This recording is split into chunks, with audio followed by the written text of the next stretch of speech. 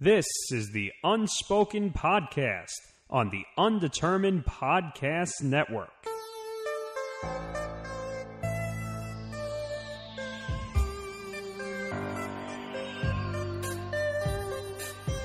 You're listening to the Unspoken Podcast, Cheap Seat Sports Production Party Undetermined Podcast Network. It's episode 44. Nick, by the time people are listening to this episode, I have become 23. Gross. Yeah. Oh my God! It's your birthday. I want an AARP card now. Oh please! I'm 26. I don't want you whippersnapper coming up to me and telling me how hard things are. Remember when I was your age? I would go out to drink in strange places and wake up in a puddle of my own drool and vomit. and everything costs a nickel. Yes, Grandpa, I know. Everything? No, it didn't cost a nickel. I'm not that old. It cost a dime. We're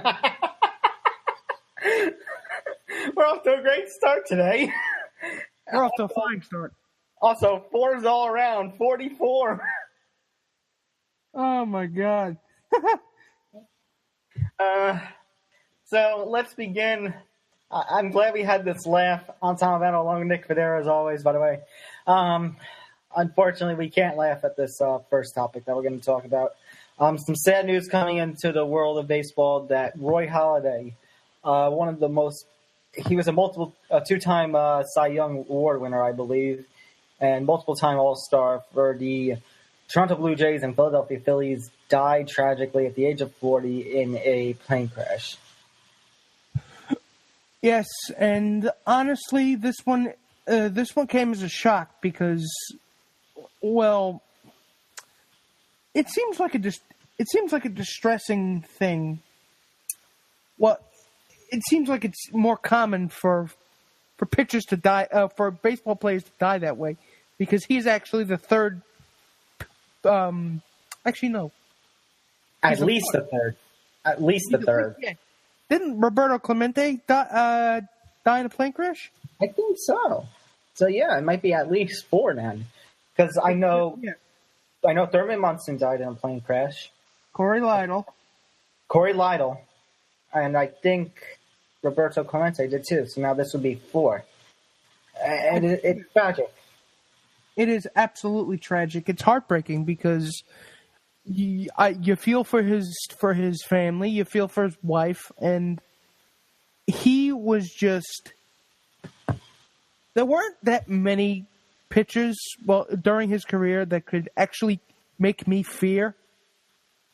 But he was that kind of person. Whenever he took the mound against the Yankees, I was like, well, there's a loss. I was going to say, I think it goes the same way for our rival brethren, because for the Mets too. For the Mets, anytime they took the mound, it was a Philly, as he was a Philly, or anytime he took the mound still as a Blue Jay against anybody in AL East, including the Red Sox, Orioles, Rays. It's like, that might be a loss. And the most succinct way I can put it, I would be able to put it, was to say that he was your I heard one of the writers at Deadspin actually referred to him as your favorite pitcher's favorite pitcher. Yeah, I think that's... Yeah. No, go ahead. I think that sums him up well. It does, and he was. It reminds you of your own mortality when guys you saw,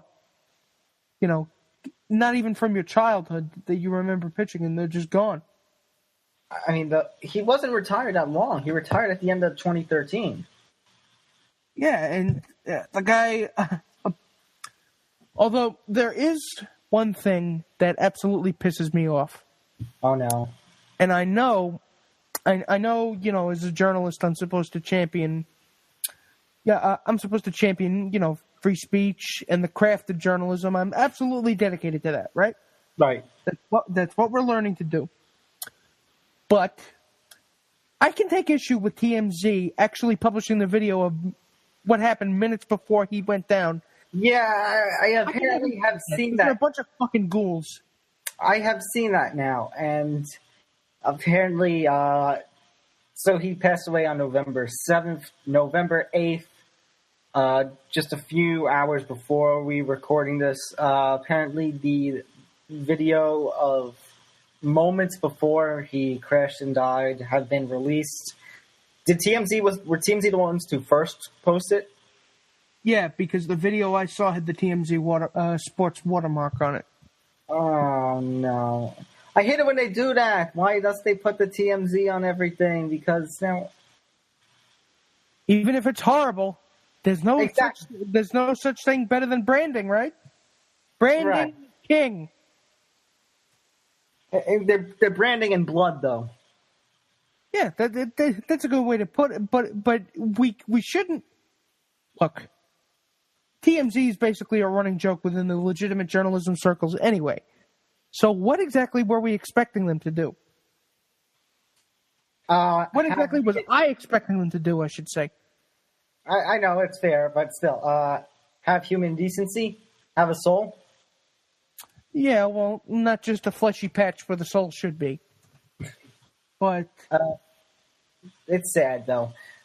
Just to give some information on Doc Halladay, for those of you not big baseball fans, Halladay was selected by the Blue Jays in the 1995 MLB draft, 17th overall, and he played from 1998 through 2009. He made his debut September 20, 1998, retired September 23, 2013 with the Phillies. He played with the Phillies from 2010 to 2013, I believe. It was after 2009.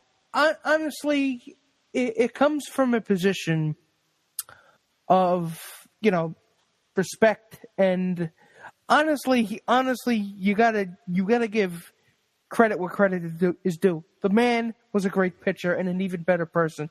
And in a sports and political climate as the one we have that we're dealing with now, people like him, I think, are fewer and far between than they should be.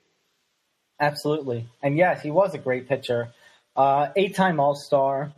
As I said, 2-time Cy Young Award winner. 2-time MLB wins leader.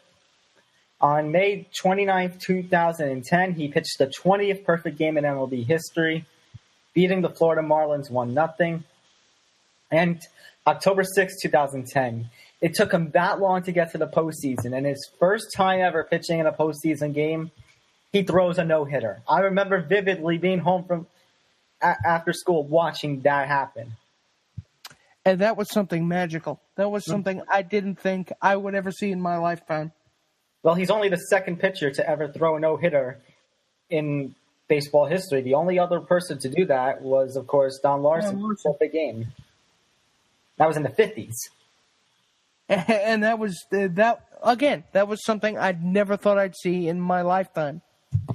Yeah, and he's the one that did it. And then, of course, after 2013, he retired, and he pursued, he just lived at home with his wife, Brandy, and his 2 sons, and my heart really goes out to them. That's really sad. He was also 3 times the Blue Jays nominee for the Roberto Clemente Award because he worked with underprivileged children. And he was the nominee in 2008 for the Marvin Miller Man of the Year Award. Who do you think honors him with the ceremony in the jersey patch? With the Blue Jays or the Phillies? Why not both? Why not both? It's a good. I think what's it called? I think they'll do the jersey patch and the honoring. I wouldn't be surprised if at least one of the two retire his number as well. Yeah, they probably will, because God knows, although a lot of the other teams in the MLB don't have the, how shall I put this, hard on for retiring numbers that the Yankees do. I think it would be just a tribute. It would be a nice tribute, a nice way to pay to pay him back for everything that he'd contributed to both those franchises and to the league as well. I mean, we're losing talented pitchers, whether current or retired, at a frankly frightening clip, because it was Jose Fernandez 2 years ago, Yordano Ventura last offseason, and now Roy Halladay, and it's just it's weird to see. But we must. Yeah. Go ahead. He's definitely going to go into.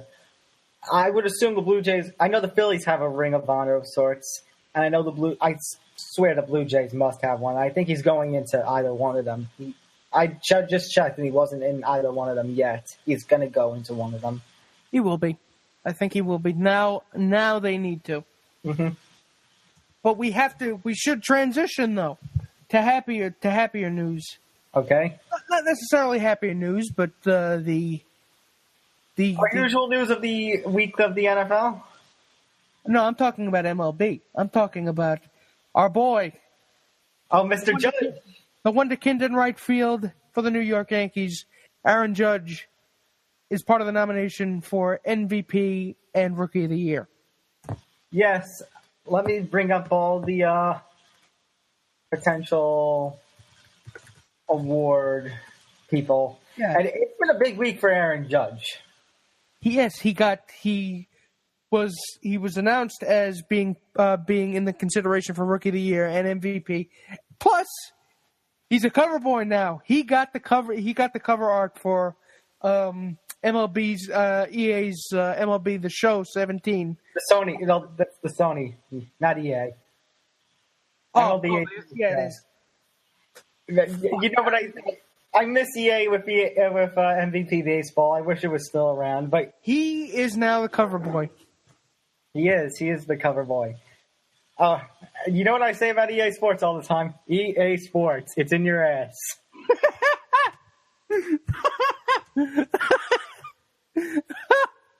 That never ceases to make I said this on the show and you still crack up over it.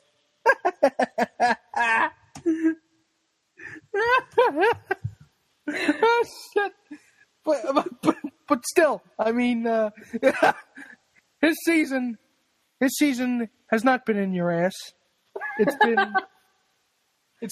He's reached, I think, a level of excitement in this town, at least, that I haven't seen in years.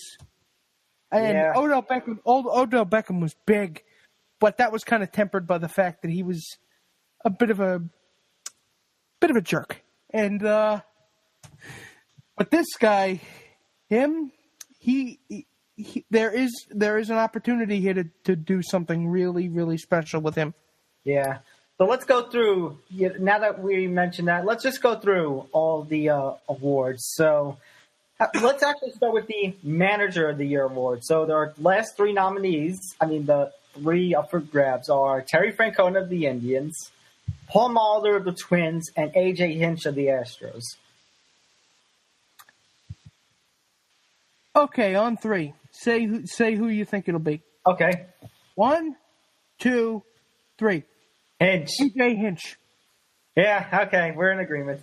I think A.J. Hinch has done a tremendous job of helping to lead that team to the promised land, especially this season. And when they were talking about the Yankees vacant manager position on MLB Network, I think a few days ago, I think it was on Intentional Talk.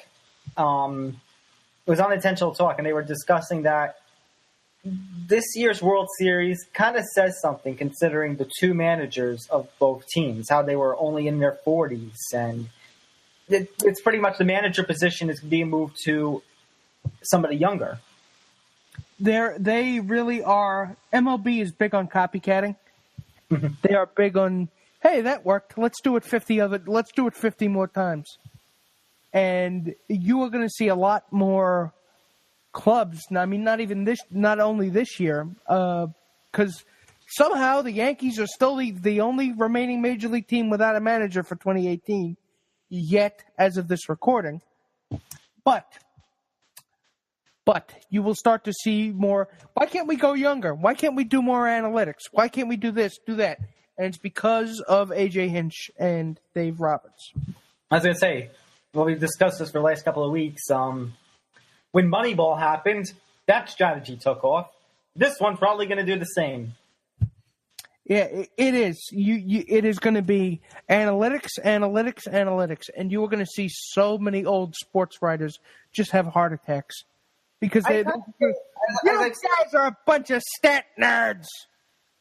As I've said the past couple of weeks, I feel mixed. I'm like, yeah, I do like stats, and I'll read stats when I make decisions, like, say, in fantasy or video games. But when it comes to, I feel like if you have a gut feeling as a manager, you should, and you want to go against the numbers, you shouldn't feel afraid to.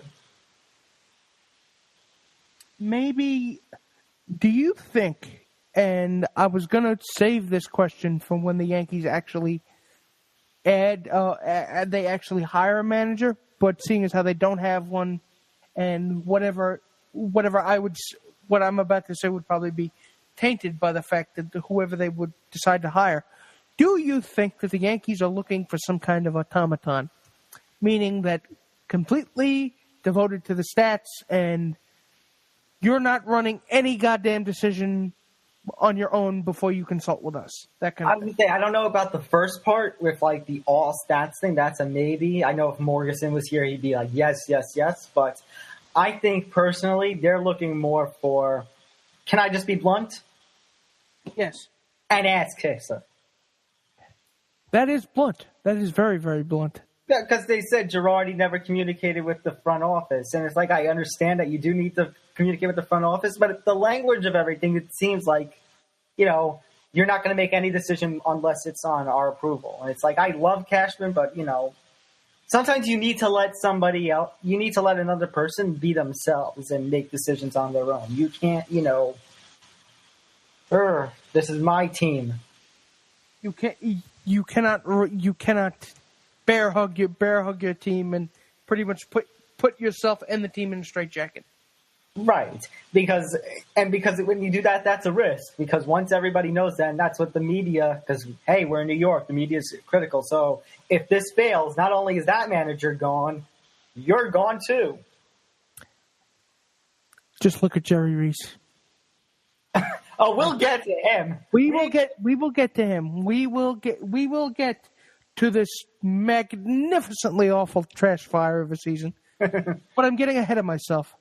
What I want, the question that I also wanted to ask is, what in your heart of hearts, I know that in your heart of hearts, you and I both want Aaron Judge to win the MVP. Right. But in your head, in the logical center of the 3-pound gland that is your brain, I want you to tell me if you think that it's going to be him or Jose Altuve. I think it's going to be Altuve.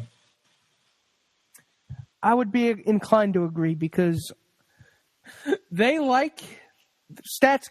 The guys that hand out these awards, they like gaudy home run numbers because we've seen a lot of guys get MVP that had really, really good home run numbers, but they don't. But what they don't like to see is slumps, prolonged slumps, because they see that as kind of, if you'll excuse the term, a chink in the armor. And because of the fact that Altuve didn't hit as many home runs, but he started hitting and he never stopped. Right. That, I think, is going to carry more weight with these guys than... And honestly, we've had this discussion before, like in the summer, and I kind of am in favor of that. It's like, because to me, it's... You know what it is? It's a matter of the American League and the NL and the National League. It's two different hitting focuses. The American League, they have the DH. It's all about the power. It's all about the home runs. Meanwhile, in the NL, they don't have the DH. And what the NL I see a lot of is, fundamental baseball. Get the single, get the double, get the RBI.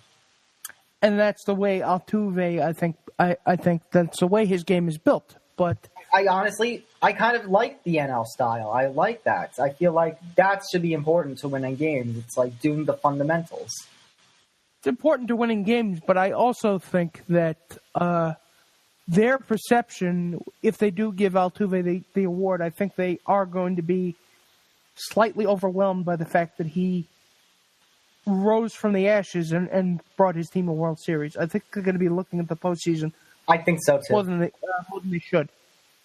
Well, the votes are in already. The votes were in before the postseason, so they can't judge on that. But they're not going to announce it until next week. Right. But I'm just saying the votes were in before the postseason, so they can't vote based on the postseason. But I think Aaron Judge's slump does cost him the MVP. But I think Judge wins Rookie of the Year without a shadow of a doubt. Oh, I think so. I think so, absolutely, because it's going to be. It's one of those things where I've never actually seen a rookie do what he did, and I think that's gonna go a long way. Mm-hmm. And the fact that he was breaking records, I think, was that he was head and shoulders above, Cody Bellinger and Andrew Benintendi, and how good those guys were. Although Bellinger kind of fell apart in the postseason, but it's going to be. It's an easy choice, I think, for MVP. And lastly, for the AL, we have the Cy Young. What's his name? Severino is up for that, but he's got some tough competition. He's got Chris Sale and Corey Kluber to deal with. It's a 2-horse race, I think, between Kluber and Chris Sale. You know what I think, honestly? And I think Chris Sale.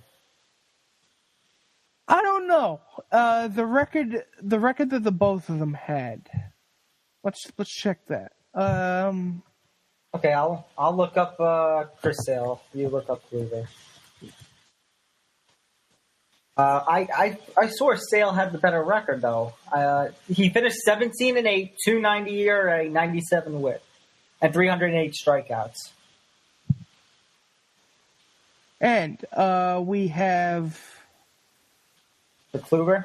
He had an 18-4 record, a 2.25 ERA, 29 games pitched, 203.2 innings pitched, 265 strikeouts, and .87 WHIP. Wow, that's. You know what? I might have to change my pick. I think it's going to be Kluber. I think it's going to be Kluber based on those statistics. I think that Kluber had, although Sale was pretty much automatic in the regular season. I think that he's going to be. He struggled a bit coming out of the gate, and Kluber's got the gaudier numbers. So I'll definitely. I'm going to throw my hat in for Corey Kluber. About that regular season, like how he fell out of the gate. I can't necessarily blame all of that and this potential Cy Young loss on Sale, because the Red Sox didn't help him at all early on in the season by not scoring any runs and getting him any wins. Yeah, he didn't get any run support. I should have added that as a qualifier, but it's not necessary. I should have added that as a qualifier in the beginning of when I said what I said. But I must go with Kluber. Yeah, I also ride the hot hand, as they say. So now let's move on to the National League Awards. So NL Manager of the Year, we got Bud Black, Torey Lovullo, and Dave Roberts. It's going to be Dave Roberts. Yeah, it's going to be Dave Roberts. Just because the Dodgers did so well this season and they were the winningest team in baseball. I don't think that's a contest. Although I think it goes to show how good the NL West was, that 3 of its managers were the nominees for Manager of the Year. Torey Lovullo manages the D-backs, right? Yes. Yeah, I was right. So, yeah, the National League West was probably one of the best, I think maybe the best, one or at least one of the best divisions in baseball this year, arguably for the best. But if we're going in terms of sheer success of a team, which is, I think, the metric that they look at when they... Then it's the Dodgers question. Yeah, you have to go with the Dodgers, far and away. Rookie of the Year for the NL, it's Cody Bellinger of the Dodgers, Josh Bell of the Pirates, and Paul DeJong of the Cardinals. It's obviously going to be Bellinger. obviously, because he led the National League in home runs, didn't he? I think so. He also just had the most standout year out of all three of those guys. Also, I didn't know that Josh Peck and Drake Bell merged and became a baseball player. Yeah, they got into one of those transporter machines from the movie The Fly. I guess they made up from the wedding incident. I never watched that show, so I don't. There came a point where it just became too grating for me. All right, but here's the two big NL awards, because, oh my God. All right, Cy Young Award. Is it Scherzer, Strasburg, or Kershaw? Jesus Christ. Ooh, that's a tough. How do you pick among those three? Okay, so let's look at the stats. Let's look at the stats here. All right. I mean, that's probably the most competitive. That's probably the most competitive one out of all the awards we've been talking about, if not second to the next award, the NL MVP. The NL has had some great talent, and it's like the three nominees for the Cy Young and MVP. It's like, God. Okay, so Scherzer's 2017 stats are: his one-loss record is 16-6, 2.51 ERA, 200 innings pitched, 268 strikeouts, and 90 WHIP. Wow. Let me find Strasburg stuff. Strasburg, this season, 15-4, 2.52 ERA in 28 games played and started, 175.1 innings pitched, 204 strikeouts, and a 102 WHIP. And then we have Clayton Kershaw. Yes, 18-4 with a 2.31 ERA, 27 games pitched, 175 innings pitched, 202 strikeouts, and 95 WHIP, identical to Scherzer. So, on which metric do you think they'll be looked at for? I don't know. But I'll tell you this.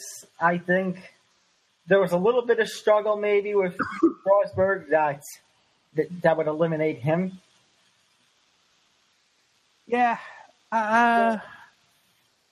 So I think it comes down to Scherzer and Kershaw. And can you read me Kershaw's numbers again? I have Scherzer's numbers up here because you read them the first time. So read me Kershaw's.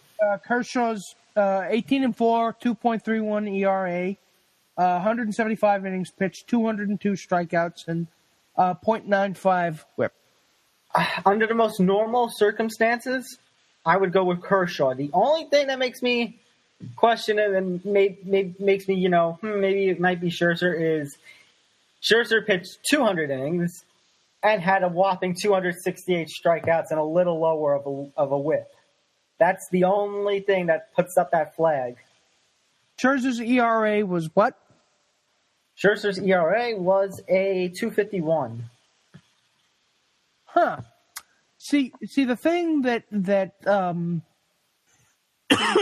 Michael Kay keeps harping on when he talks about this kind of thing is one-loss records can kind of be deceiving because exactly. It's not necessarily. Sometimes you might take the mound and the team scores 8 runs for you, and you can pitch horribly but still get the win. So, if we're looking at a pure mechanical success, let's call it, meaning strikeouts, innings pitched, and ERA, I would have to say I would have to give it to Scherzer based on pure mechanical success, even though Kershaw's ERA is a little bit lower. Yeah, I'm gonna go with Scherzer as well. Maybe my Nationals bias is gonna get the best of me, and last but not least, 2017 NL MVP, Joey Votto, Giancarlo Stanton, Paul Goldschmidt. Jesus Christ. I was wrong. It wasn't actually it wasn't Cody Bellinger that led that led the NL in home runs. It was Stanton. How stupid of me. Whose stats? I guess you want to look up Stanton then. Yeah, I need a laugh. I need to look upon the face of God. Okay. All right, so I'll have Joey Votto's numbers first. So Joey Votto this season had 559 at-bats. He had a .320 batting average, a .454 on-base percentage, and a 132 OPS. He had 179 hits, 36 home runs, 100 RBIs, and 5 stolen bases. Are you ready? Are you ready for Stanton? Yes. Okay, so 597 at-bats, 123 runs scored, 168 hits, 59 home runs, 132 RBIs, 281 average, 1,000 OPS. Not bad. Fuck. And then there's Paul Goldschmidt, who had 558 at-bats. He had 166 hits, 36 home runs, 120 RBIs, 18 stolen bases, 297 batting average, 404 OBP, and a 966 OPS. If you want me to be honest, I think I'm going to give it to Stanton. It's going to be Stanton. I think in this case, the gaudy numbers and the fact that literally nobody very few people in the National League and even the American League could touch him. I think Stanton's going to win it. I agree. So it's going to be an interesting awards race. I'll say that. I think the most unpredictable one is going to be the NL Cy Young Award. It is, and we are definitely going to see whether it's going to be stats or mechanics that actually wins. That whether it's going to be one loss or actual, performance records that win out. Mm-hmm. We'll see. You're listening to the Unspoken Podcast, part of the Unspoken Podcast Network. Nick, let's talk about this past week in the NFL. I have to make an admission here. Go ahead. I did not watch one NFL game last week. You checked out. You completely checked out. This week. I decided, when the 1 o'clock games happened, I decided to instead go over to Hofstra University Soccer Field and watch its women's soccer team on its own home field win the Colonial Athletic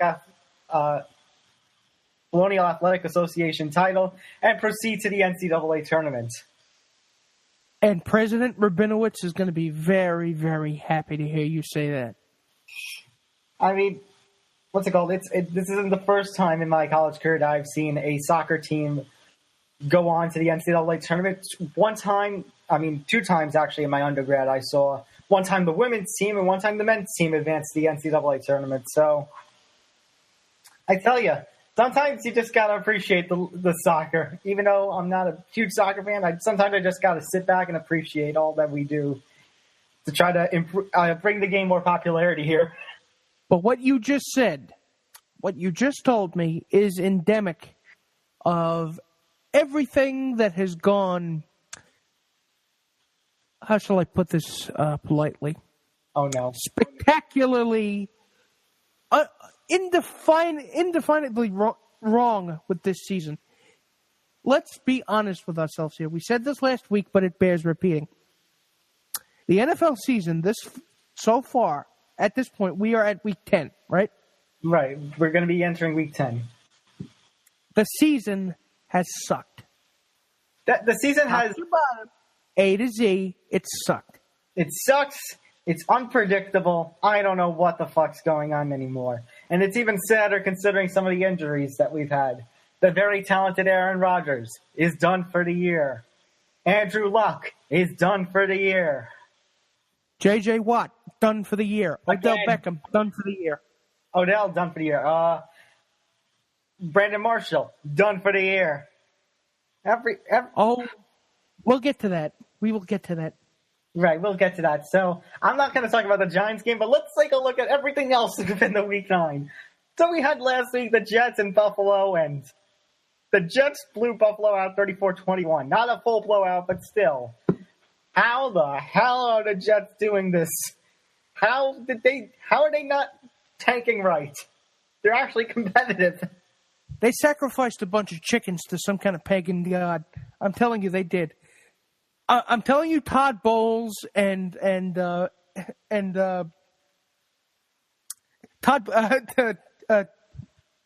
Bowles is dancing around. He's dancing around in a grass skirt. He's doing some kind of sorcery, some kind of magic, some kind of black magic for this to happen.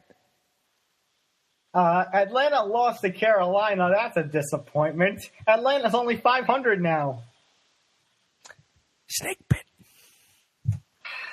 And Cam Newton is gabbing away while hitting on female sports reporters. And yet he's still getting away with it because he can win. Jacksonville blows out Cincinnati. Well, what were we expecting with this game? Exactly. Philadelphia blew out Denver. What were we expecting with this game? I was expecting competitive. Well, shame on me. Indianapolis and Houston.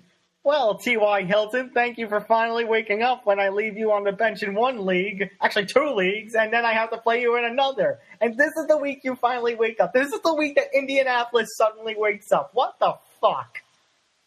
But I guess that's because they were playing a Houston team without J.J. Watt. Exactly. And with something called the Tom Savage at quarterback. Why is Tom Savage back? Deshaun, can you make a miraculous recovery and please come back and actually make football fun again?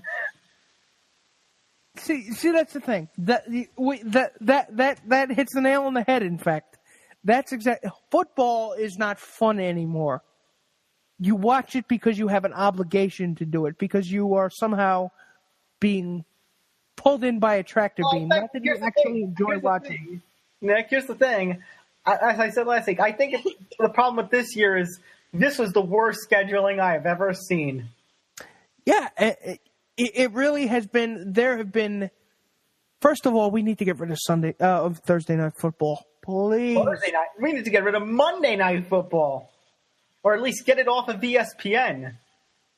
Pretty much every single Thursday and Monday night football game has sucked. Let's just make football a Sunday day. It just, I never thought I'd see it in my lifetime. I never thought that I would be indifferent to an NFL season. And it's not because, or you say, oh, well, the Giants suck. Right. So of course you'd be indifferent, but that's not the case. It's not. I really feel like even when the Giants were bad 2 years ago, but they finished the season below 500. Right. I still felt like I could watch the games and still enjoy them, that I wasn't bored. I'm bored more often than not watching these games every Sunday. Not that necessarily I'm bored. It's just there's no stars. A lot of the stars this year are injured. There's no competitive. The competitive matchups are like so random. Like there was that one game in week 3. I think it was the Niners and somebody else. I think it was the Rams, Niners and the Rams. Now, of course, we've come to find out the Rams just might be a very good team after all this season with how they've been doing. We'll get to the Rams later. But still, the Rams, 41 to the Niners 39 back in week 3. It's like everyone thought that game was going to suck. But it didn't. Right, and then you get games that you think are going to be great. Like, Let me try to find a game that was like we all thought maybe would be. Do you have an example of this? A game that we thought was going to be good but ended up being bad? Yeah. Well, you could use You could use Texans and Denver. You could use you thought at least it would be competitive, but actually, here I got one. Week 1, Giants Dallas, when Giants lost 19-3. That's a good point. It is, and rivalry game to be good. Like week 3, even though the Giants lost on a 61-yard field goal, 27-24, Philadelphia Giants. Like Giants made a miraculous fourth quarter comeback. That was good. And the one thing that I can remember being the one game that stands out in my mind this season is Steelers Chiefs, Kareem Hunt's big coming out game. The Patriots versus the Chiefs. The opening. Patriots versus the Chiefs. But so that's the problem. When the opening night game is the most memorable game of this season, and it's Week 10, that says something. It's stumbling down a hill like the old man in the nursery rhyme. So, I mean, New Orleans, Tampa Bay. Home, he's rolling into hell. New Orleans and Tampa Bay. Well, Tampa Bay, congratulations.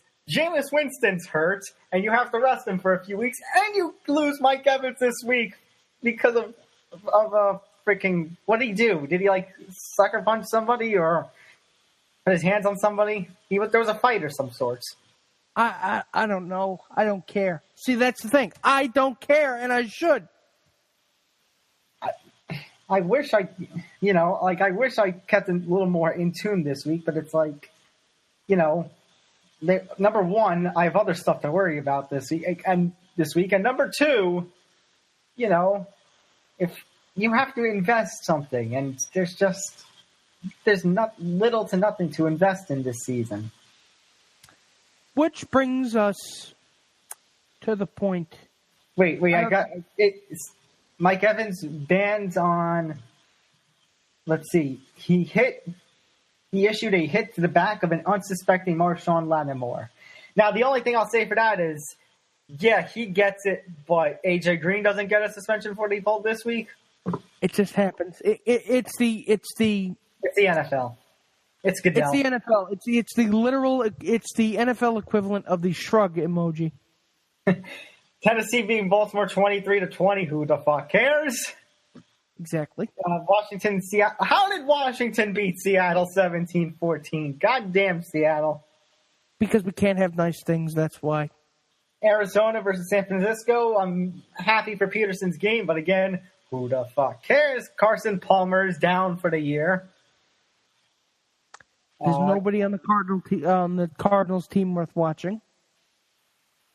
I'd argue if AP keeps up his play, maybe him. But like I said, Carson Palmer, without him, like I mentioned, the quarterbacks, Rodgers, Palmer, Luck, in terms of superstars, Odell, they're all hurt.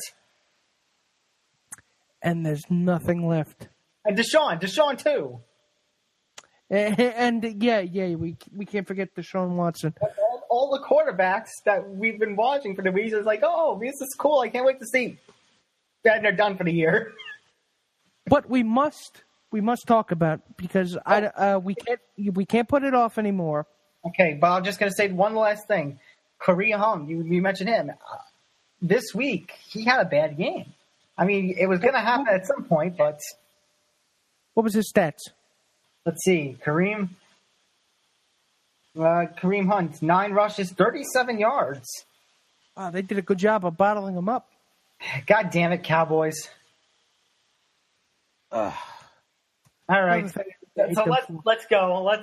You want to talk Rams Giants, and you have a hot take. So go ahead, my friend. Not necessarily a hot take. It's just a series of escalating rants. It just, I cannot. It's not even escalating rants because I can't get mad at this team anymore. I can't. It's not fun. It's just pathetic. It's numbing. It's numbing. It is. And what enlighten me, because I think I may have blocked it out with too much alcohol. But okay. Enlighten me. What was the final score on Sunday? Oh, are you talking about the Rams-Giants game? Let's see. Rams 51, Giants 17. You might as well have just made it Rams Infinity, Giants 3. A bajillion to nothing. That's what it felt like. It felt like a bajillion to nothing. This was the most pathetic showing I have ever seen from this team in the near 20 years that I have been watching them. I have seen the highest of highs, winning the Super Bowl against a heavy favorite twice against the same team, And now I can honestly say I have witnessed the nadir, the rock bottom. We have hit rock bottom, loyal listeners. There is nowhere to go but down from here. Not even, it's like we're down enough, but we're on this platform, and it's like it can keep dropping lower and lower and lower. If it was any lower, the stadium would have collapsed. It would have collapsed on itself. The fact that the defense just did not show up. And they just, I was gonna say to mention. McAdoo was talking all about the offense, but my God, everyone deserves blame. I mean, holy crap defense. This is the Giants defense who last year, Landon Collins was one of the best defensive players in the whole NFL. Last year, the Giants defense was unstoppable. And now, let me sum up the Giants season in a nutshell.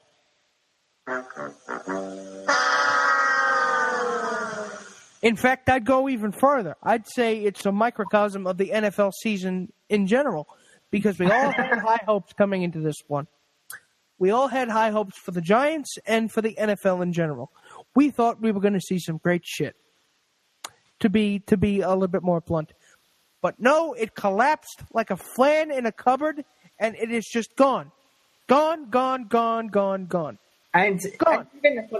And even because I just have to bring it up. And even if you're gonna say that you don't watch the game, not you, Nick, not talking directly to you, but talking in general, that you're not gonna watch the game because of the owner's stances on, you have to stand for the anthem or how the players are protesting. It's like even if you took that out, it's still a sucky season. Even if you were able to completely sidestep that conversation. And God knows we've tried, because we've made our points on this matter in 4 different episodes since the start of this season. We've talked about it.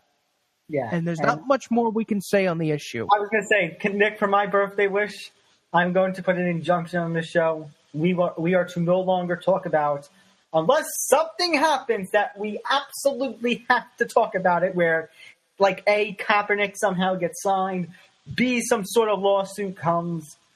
We are going to never talk about any protests, any owner saying or sponsor saying stand for this shit or whatever. We're done. We're done. We were going to talk the game. We're going to talk. We shouldn't even. We should. I feel dirty talking about the games itself because they just suck. They're a waste of time. They're a waste of our time, and they're a waste of the time of our listeners. Vince McMahon, if you are listening to this, you know where I'm going with this, Nick. I am begging you. XFL return. Or even better, become the commissioner. I want him to be the commissioner of the NFL. Could you imagine Vince McMahon running the NFL? There'd be stacks of chairs you would see on the sidelines, and every time somebody makes a cheap hit, just pick up a chair, boom. But do you think actually that's going to open up just this general question before we continue on with the Giants? Do you think some of these leagues, like the NFL, are hurt because there's no competition? Oh, absolutely. I mean, how could you look at that and not see it? Like, I mean, that's the thing. Sometimes I'm like, I wish the AFL or the XFL or something like an alternative was there. Even if it's not competition, at least a healthy alternative. Or we need something to light the fire under the NFL's ass. But even just in sports in general, like the NBA. Oh, I'm done with the super teaching. Well, I'd like to watch basketball again, something that's not college. If there was another ABA or, for WWE, I mean, there's alternatives. Like there. You know what? That's a perfect example of WWE. Of course, WWE is the number one wrestling promotion in the world, but there are multiple independent promotions that are alternatives that you can watch. So you can watch wrestling, but not have to watch WWE. That's missing in professional sports. That hasn't been seen in a long time in professional sports. That's the monopoly. That's the monopoly of the NFL for you. But you must. I'm just going to say this. One last thing. Everybody who, wants to say, baseball sucks and the NFL, I watch football and basketball. I've had more fun watching baseball this year than anything else. And me too. It really has been more fun to watch baseball, something that's considered by too many people to be a boring sport. I'm getting more excitement out of watching people stand around for 9 innings. Right. That says something. I think it says something when I go to watch a college soccer game than the NFL. Exactly, where you decide to get up out of bed on a weekend and go somewhere and do something. And you know what? If I stay here this weekend, the women's basketball team is playing at 2 o'clock on Sunday in its first game. And I just might go watch that instead. So those of our listeners who are not college students or graduate students should know how momentous an occasion this.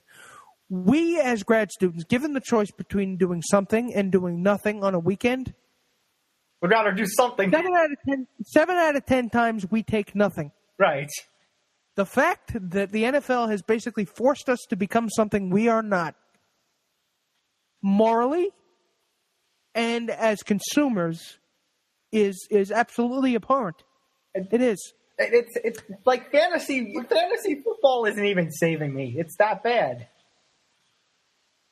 It is, and I just don't see, unless something radical happens, some kind of radical sweeping change, which is not going to happen overnight, I can't see the NFL digging itself out of this. No. And speaking of taking itself out of it, the Giants season, they've already thrown in the towel at this point. At this point, I want them to lose against the 49ers this weekend just because I think that would say something. Put it to you this way. They're 7-point underdogs against a team that has 0 wins. Wait, what? They're the Giants are the underdog going into this game? They are the 7-point underdogs against a team that has 0 wins, that has not won a game since last season. You know what? Fuck it. Because you know what? I want the number 1 pick now. I want what's-his-face? Saquon, or whatever his name is from the college. Saquon Barkley? Yes, I want him. Fuck it. I want the number 1 pick. I want him. I don't even want the number 1 pick. I don't, because I know, first of all, the quarterback class in this upcoming draft is not going to be that strong. Just look at what's happening with Sam Darnold. What makes you think the way the Giants organization is run now, even if they do get a top pick, even if they do snag one of those quarterbacks, what makes you think the Giants organization is now smart enough to completely fist fuck this? Here's the thing.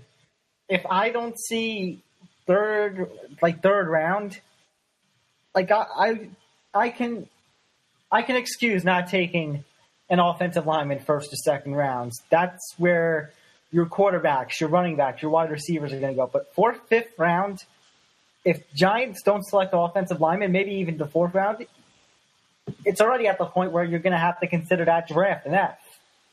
It is, and the fact that you are making us hate Eli Manning, the man who was given me more happy football memories than a miserable bastard like me ever deserves, is not only a shame, not only is it a sin, it's an insult. It's a travesty.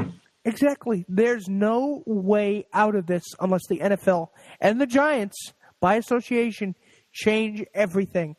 You need to find a way out of this, and I'm sincerely doubting whether you are smart enough to find a way out. The thing with the Giants, we're talking about Eli Manning, and we're talking about McAdoo's comments, and you told me the truth yesterday. McAdoo actually said that he is...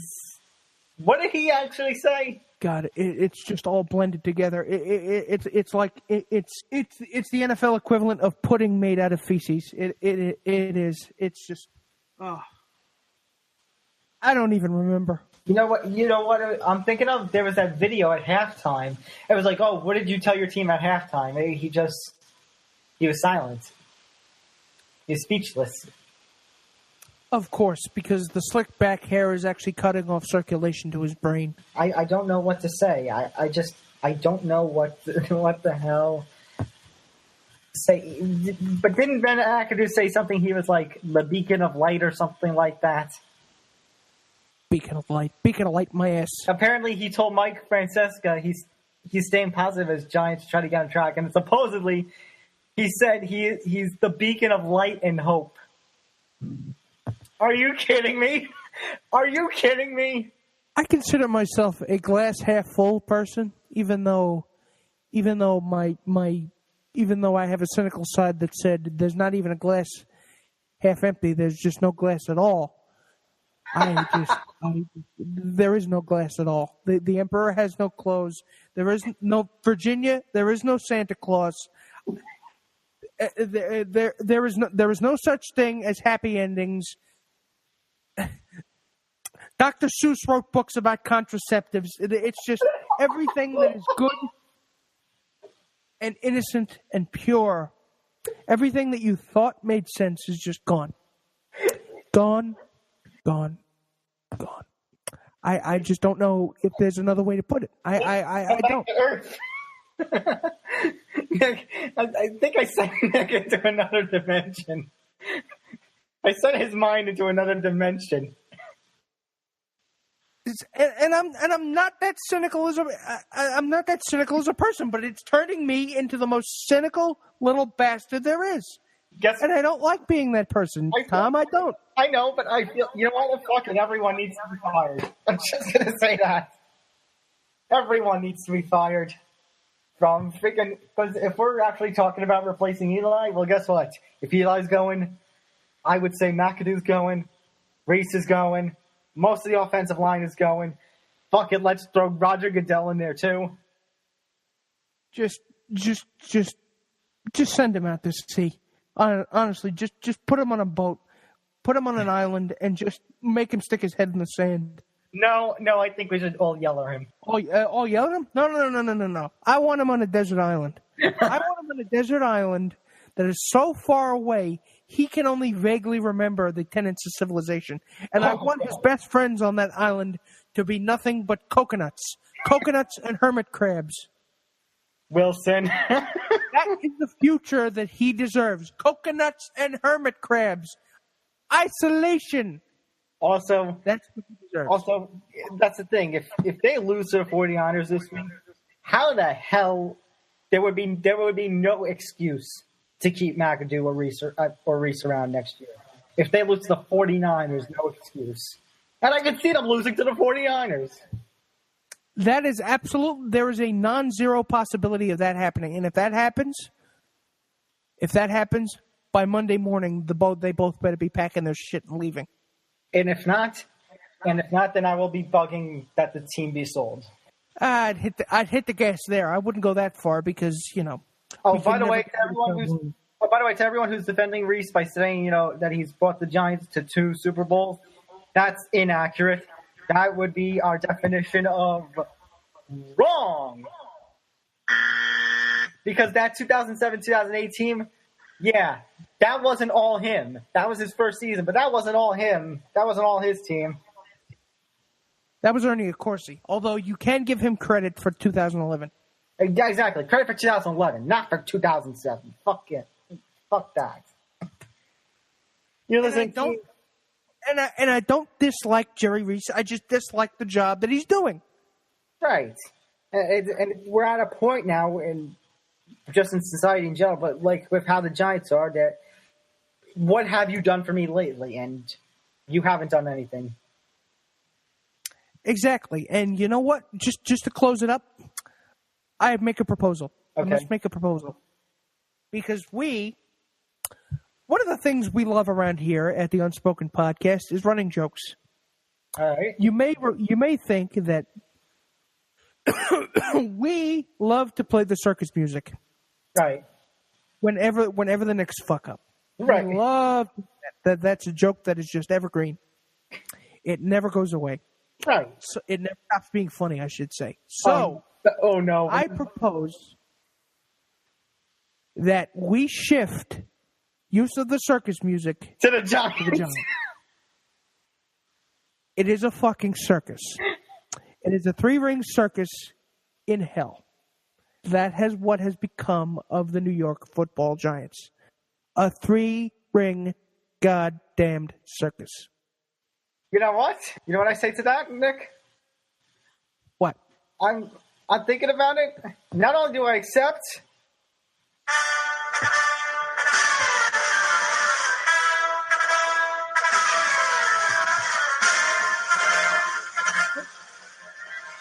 From now on, the Unspoken Podcast will take trips to the circus. That is the New York Giants. The Meadowlands is actually constructed like the world's saddest circus, only with less elephant shit. Or more. I can't even tell anymore. The product on the field is actually indistinguishable from elephant shit. I mean, it's sad when the Jets, who were projected to potentially go 0-16 or 4-5, and the Giants only have 1 win. Just going to leave that there. God help us all. You're listening to the Unspoken Podcast, Chief Seat Sports Production Party Undetermined Podcast Network. Nick, speaking of the New York Knicks, I would like to request you, this is another birthday request, to go pack up your things and head to the bomb shelter because the end is officially nigh. Hide your kids, hide your wife. Oh my God. I haven't heard that joke in a long time. But people, the Knicks aren't going to get the circus music anymore because they're over 500. What? They are 6-4, ladies and gentlemen. Loyal listeners, this is not a drill. The Knicks are over 500 to start the season. What the fuck?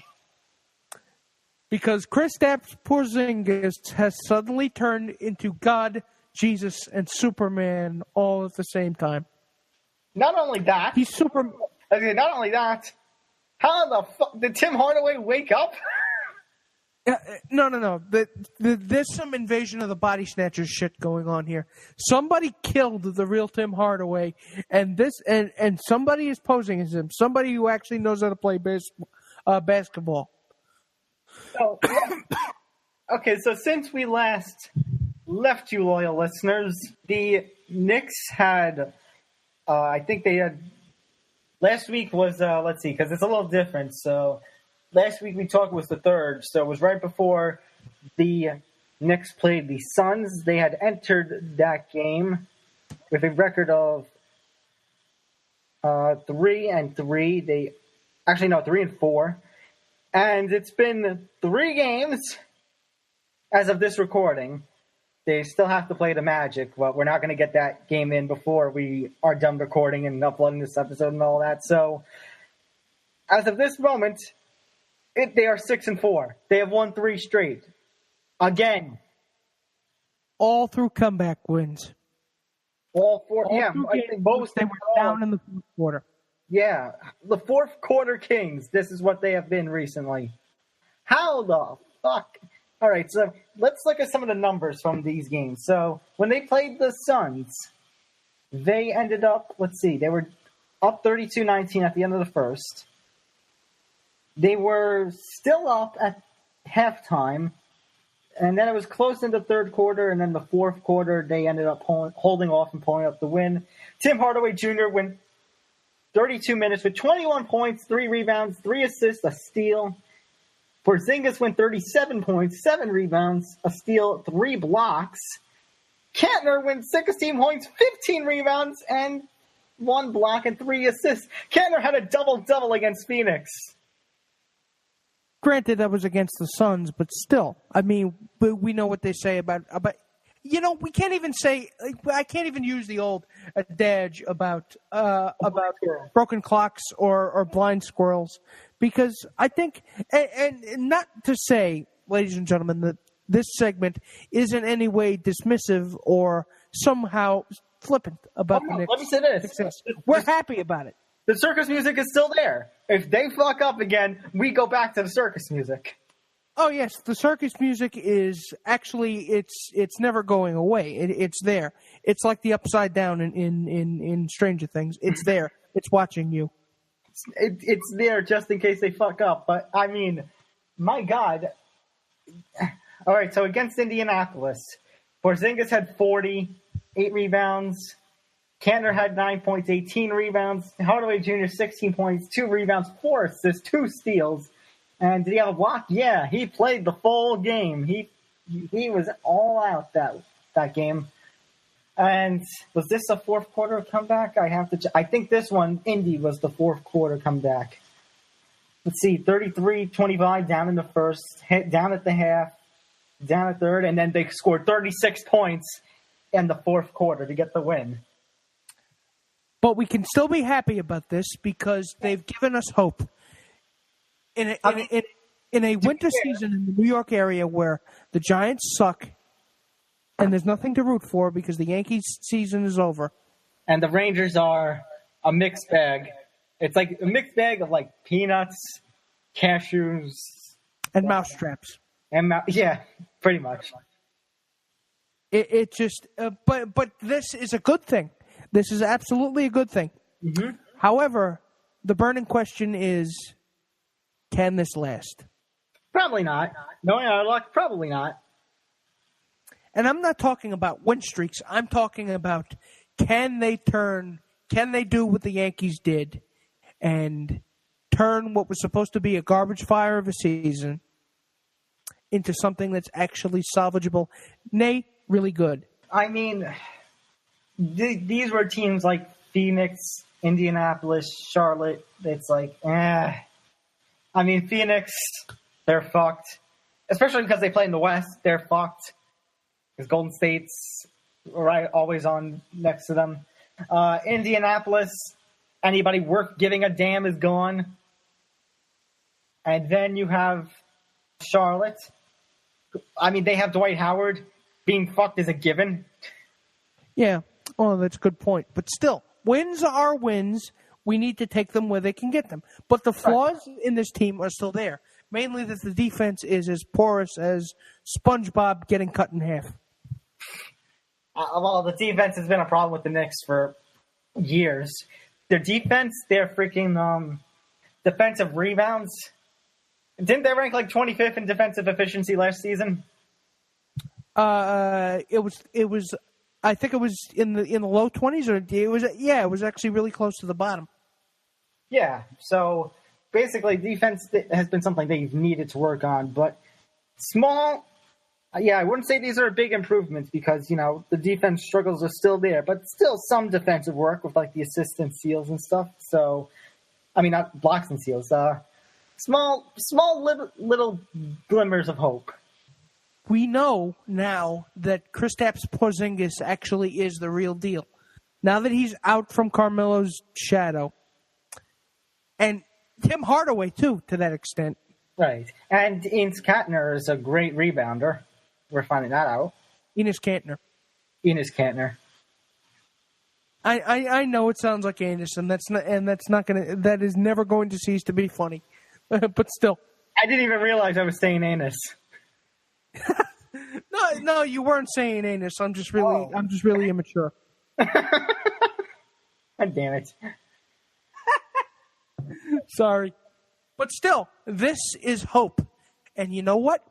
Even though this team is run by the literal embodiment of mediocrity, Mr. Dad Rock himself, I think there is something, the fact that they've been able to, even at this early juncture, the fact that they've been able to prove that they can fight, that they can be competitive, that's something that you can hang your hat on.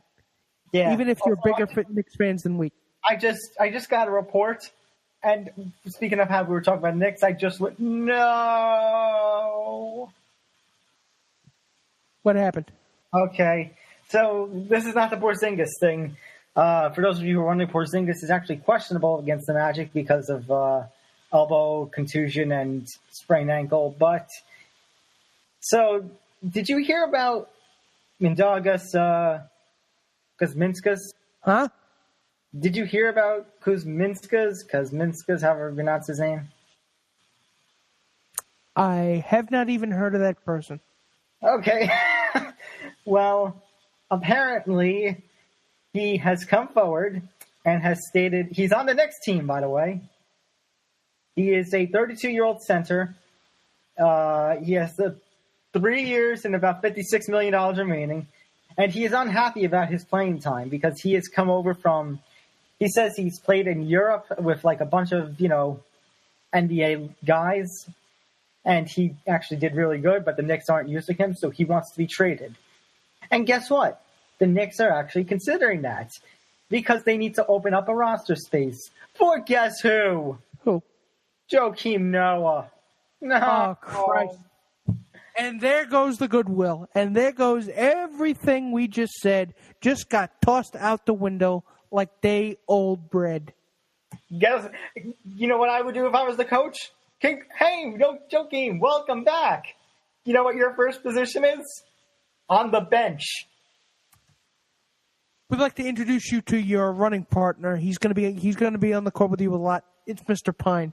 Say hello, Mr. Pine. And if he's not happy with that, you know what? I say trade him. Who would take on that contract? Probably nobody, but no. You know who would? Maybe Sacramento. Oh, Christ! They're stupid, but they're not completely hopeless. I wouldn't hang my hat on that. What are you talking about? What are you talking about? We have Vlad Divac, isn't that the general manager? Vivek Ranadiv is the owner. Right. No, and Vlad the Divac GM as the GM of Vlad Divac. Yeah. Yeah, the guy there was this one YouTuber and he had a great nickname. He was like, Vlad, I had a better deal 2 days ago, Divac. Well, those guys are basically the European terrorists you see in every Bond movie. Well, I ranted on the Kings and how shit they are. Also, we did that months ago. Yeah, months ago. One of their executives who was in charge of doing all these deals, you know where he's at now? The New York Knicks. It's Scott Perry, right? Oh my goodness. When a executive of one team fucks off to another team, yeah, Scott Perry, our general manager, he came over from the Kings. When a manager goes, fucks off to a team like the Knicks, and look what the Knicks are doing right now, that says something about the Kings. They are shit. So you know what? That Perry knows how bad the Kings are. So you know what? Trade Joakim Noah to the Kings. Playing for suckers, is that what you're saying? Yes. It's a good thing you're not a GM, Tom. What? Good thing you're not a GM. But still, I mean, come on. It's the Kings. Also, we've been thinking, oh God, Porzingis, Kantner, Hardaway Jr. We're like, oh God, we're going to start 0-10 and we're 6-4. We can take a couple of nobodies from Sacramento and see what they do. I'm not even getting into that. All I can say is we're going to be positive until the balloon in this air has left. Well, I was starting to look into, not having to root for the Knicks this season, but it's like once they got rid of Phil Jackson, it's like, well, you actually did something right. That's why the Giants get the circus music from at least at this point. And you know what? You know what? Just because we've been talking about the Knicks, I'm going to add on to that Giants thing. So when it comes the day that Ben McAdoo and Jerry Reese are let go, they will get the Ding Dong the Witch is Dead music. That is a good point. Let's do that. See, that's how much we care about you, the humble listener. Everything that the Knicks got last year, the Giants will now get. We are literally evolving our running jokes right before your very eyes. You listen to the Unspoken Podcast, Cheap Seat Sports Production part of the Undetermined Podcast Network. Nick, guess what time it is? It's time for the rapid rundown. it's the end of the show, so you know what? We gotta let it up. It's time for the rapid rundown. And guess what? We can actually predict the Thursday game this week. Yay! Mediocrity. Hit the lights. All right, lights hit. You got your games up in front of you? Yes, sir. Okay, here we go. Thursday night game of the week, it's Seattle and Arizona. The Seahawks have won 4 of their last 5 games. And I think with Seattle, here's the thing with Seattle. I think they need to rebound this game. After last week, that was embarrassing. I think they got to rebound against a team like Arizona, who's missing Carson Palmer. And they got to find a way to stop Adrian Peterson. AP, meet the Legion of Boom. I'm going with Seattle. I am going with Seattle. All right, 1 o'clock games on Sunday. Minnesota against Washington. Minnesota is 6-2. They're one of, I think, 5 division leaders to be 6-2 this year so far. And you know what? Sam Bradford's still going to be the quarterback. And, wait, Sam Bradford? What? Why is it saying Sam Bradford's going to play? Did something happen that we missed? Yeah, I think we might have missed it because if he's the quarterback, he's there. Wait, no, but they said... Actually, no. They just activated 4 hours ago Teddy Bridgewater. Yeah. And Bradford is going to the IR. But Case Keenum is still going to be... For some reason, my app has Sam Bradford as the quarterback for whatever reason. Case Keenum is going to be the quarterback still. Teddy Bridgewater is going to back up. Look at that. So the quarterback situation in Minnesota is very, very weird right now. It is weird, and it's in a place we've never seen it before. Well, we haven't seen it in a couple of years. But you know what? I still think Minnesota gets it. They got Adam Thielen. They got Jerick McKinnon. Stephon Diggs is bugging, to get a breakout game. I think they're going to get it against Washington. I'm going to take Minnesota by 3. All right. New Orleans and Buffalo. Alvin Kamara had a coming-out game last week. 2 touchdowns, so many yards run. He basically blew Mark Ingram out of the water. But will they get a win against Buffalo? That's going to be the question. I'm taking the Saints by 10. I'm also going to take the Saints by 10. Green Bay and Chicago. Under the most normal circumstances, I would say this is a blowout. But Brent Hundley is playing instead of Aaron Rodgers. It's going to be a close game. It is, and it shouldn't be, but it is. And you know what, Nick? I can't believe I'm saying this, but I'm going to take Chicago. I am not going to take Chicago because the Packers are still the Packers, and they somehow still find a way to win, even though there's something called the Brett Hundley at quarterback. So I'm going to take the Packers by 7. Cleveland Browns, Detroit Lions on the count of 3. 1, 2, 3. Lions. Pittsburgh Steelers and Indianapolis Colts on the count of 3. 1, 2, 3. Steelers. Chargers and Jacksonville. Okay, this one's going to be interesting, but it's got to be Jacksonville. Jacksonville's having a season to frickin' remember. So I'm going to take the Jags by 14. That's a good. I think I'm going to take the Jags by 17. Their defense has been unbelievable. Ooh, my. Speaking of unbelievable defenses, hey, it's the Jets taking on the Tampa Bay Bucks. The Bucks have struggled. They're not going to have Jameis Winston this week. They've lost Mike Evans due to suspension. I can't believe I'm going to say this, but I am taking the Jets. I am going to have to take the Jets, too, because I think they really want to show Fitzpatrick that homeboy ain't shit. Cincinnati and Tennessee. Welcome to patheticism. Boy, if there is, I'm just gonna take the Titans. I don't even want to. Yeah. You have no other words. I just don't have anything else to say. It's just, it's there. It's just, if ever there was a game that kind of personified all my issues with the NFL this year, that's it. Houston and LA Rams. The LA Rams have been so hot this year. I got to take Rams here. I am taking the Rams. I'm taking them by 7. Dallas and Atlanta. Well, Atlanta, if you can choke to Miami and you can lose to Carolina, you're going to lose to Dallas. You are going to lose to Dallas. And you might even lose bad to Dallas. I'm going to take that. I'm going to take Dallas by 14. Oh, and to end the day games for Sunday, here it is, the Giants and the 49ers. And Nick, I am prepared to eat a lot of crow for this, but I'm going with the 49ers. I'm going to take the 49ers by 3. It's going to be an absolute car crash of a game. And I've already started calling for Ben McAdoo's head since the loss to the Chargers. Once this happens, Jerry Reese's head will be called for.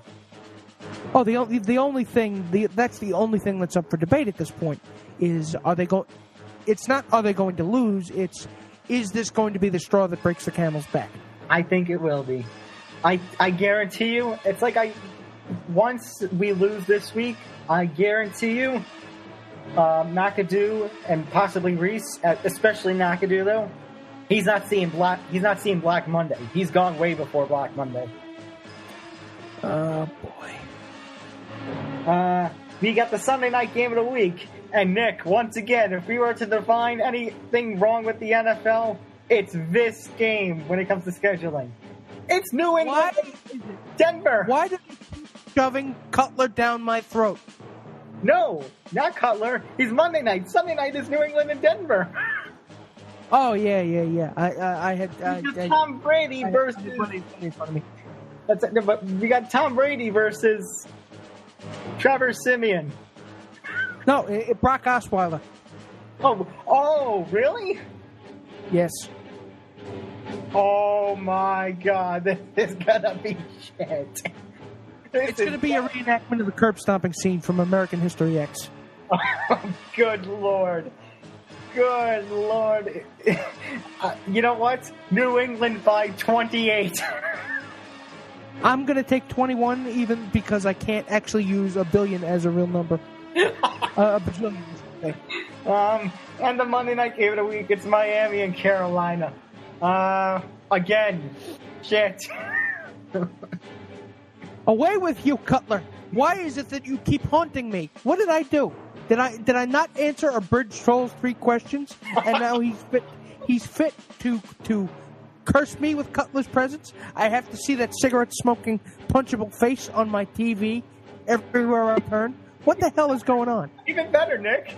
It's that guy you hate so much versus the sexist pig.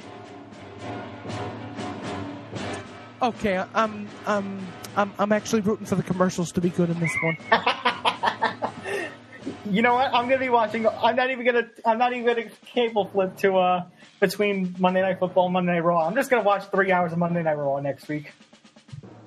See, wrestling never fails to put a smile on your face. Go towards the light, Albano. Do we have to predict this game? Carolina, I guess. Fuck it. I'm taking the Panthers. Listen. What a shitty week again. I'll be at women's basketball on Sunday if you need me. Yeah, I'll make sure to contact you there if I need you. God.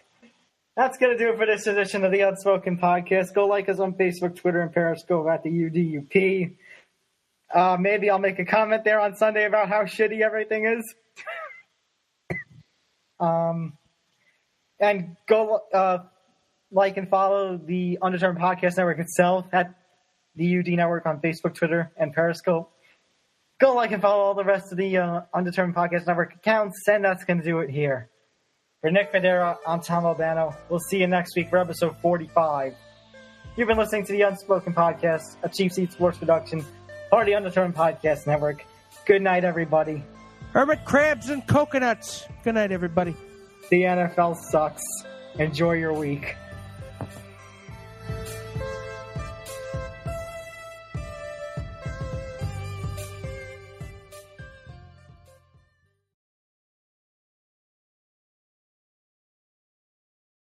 What a shitty week again.